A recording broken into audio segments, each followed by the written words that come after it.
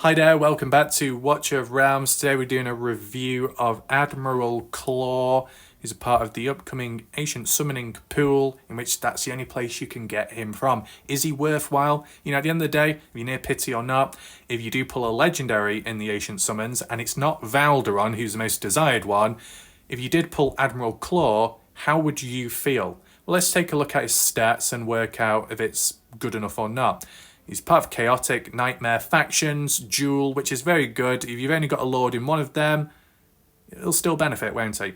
So this appears to be a pirate, a dark one, kind of like a cursed Nightmare pirate, with like blooded chains coursing around his body, rising upwards from the ground, the darkness. This is really good.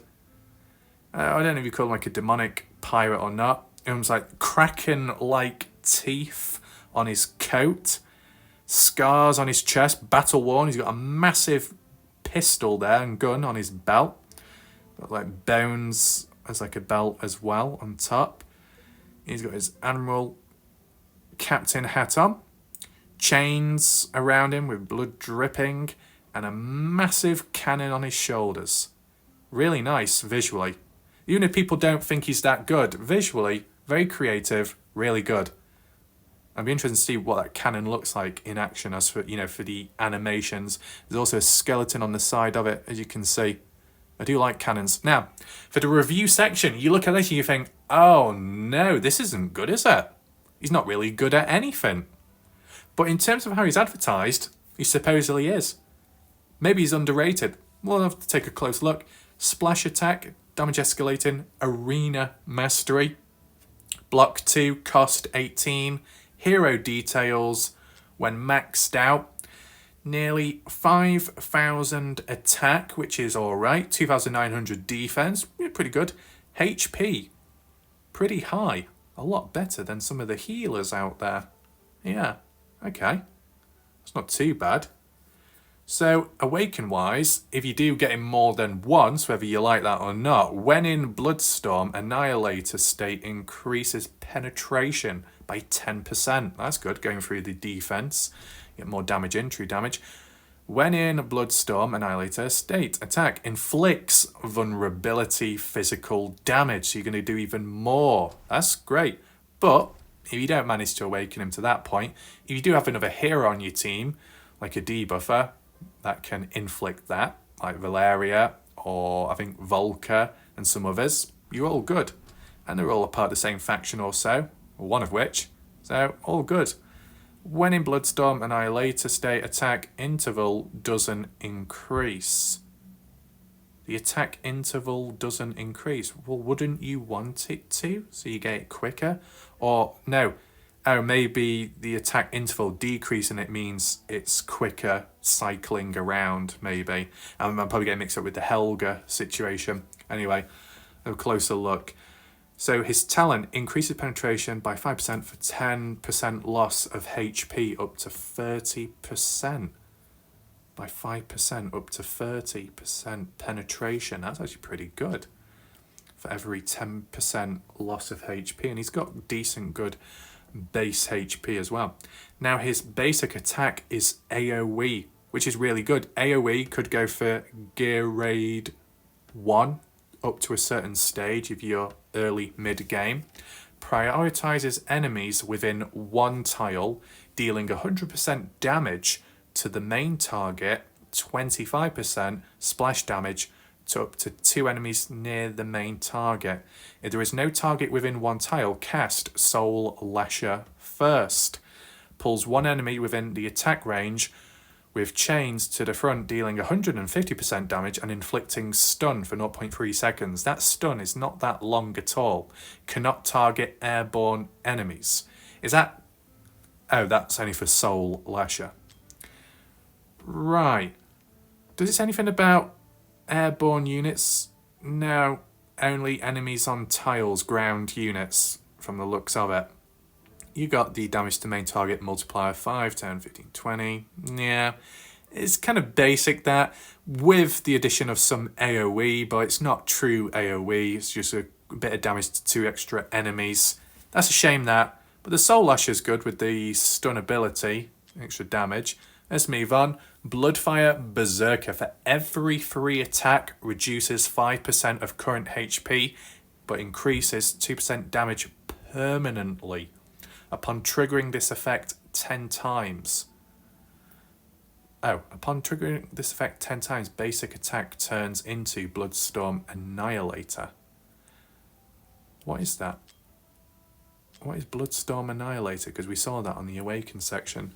Bloodstorm Annihilator increases attack by 20%, but also increases the attack interval, which I don't think is a good thing. But you can take away that attack interval being increased through Awakening to the max, if you're lucky enough.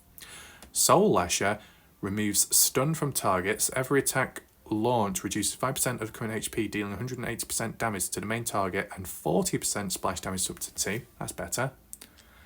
And Annihilator, it's the same thing. I just thought it was like spaced in between 2 different ones. No, it's the same thing.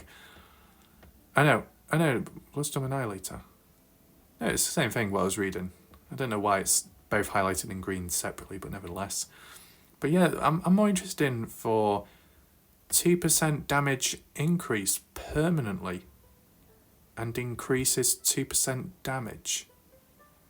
Does that mean it only goes up by 2% and it remains at 2%? That's actually really bad. I thought it meant it would stack, but I don't think it actually mentions it stacking. No, I don't think it does stack anyway. Carnage, another passive. When in Bloodstorm Annihilator state, increases damage to enemies whose HP is below 30% by 20%. So there's a couple of stacks you can get here, which isn't too bad. And Arena, attack range increases, which is actually a unique passive, because most of the time it seems to be either additional damage or reduced cost when used in an arena. But as for Admiral, he just has better range, which, yeah, not too bad. But when increasing the range, how much does it increase it by? 1 tile or more? I'm guessing just 1. Now, can his ultimate save him? You can drop it down to 500 cost Doom Tether. That's pretty good. It pulls at most 5 enemies in range, dealing 250% AoE damage to all. Which is okay, but it's only 1 time. For 3 seconds. Oh no. If this lasted for 20 to 30 seconds, Admiral Claw would be really good. But that's not the case. That's a shame. The only good thing going for him is his cost is pretty cheap if you do manage to get to max him out as for level wise. So, all in all, if you're limited on the Nightmare or Chaotic factions and you got Admiral Claw in with some others, you can fill it out, and if you got a leader as well, you can get more out of Admiral, right? But if you've already got like a full roster of Chaotic or Nightmare units, you probably don't really need Admiral Claw as much. So as for early to mid game, he's probably going to help you. But beyond that, not so much. Though, end of the day, anyone can be somewhat good if they've got good gear. So if you put on God tier gear onto Admiral Claw, you probably do a pretty good job compared to some other much better heroes who may have average gear. So there's always worth taking that into mind. If you're just a collector, go for him. If you want to create like a pirate group, just like how you had that, was he the Undead Defender pirate, who's on that pool summoning of 250 guaranteed, but he doesn't come about that often and he's very rare to get. You're doing a collection like that, then there's no harm, right? And the more heroes you do collect, the bonuses you get within the gallery section, increased attack or increased HP, etc. So it'll still benefit you down the line. I think for me, if I do get him, it's not going to bother me that much, but clearly most people want Valderon, right? So just take that into consideration. The risk is Admiral Claw is a 15 times chance, just like Valderon. Valderon's going to be a lot harder though, because he's a Lord. Admiral is not. So, thanks for watching. See you next time. Goodbye for now.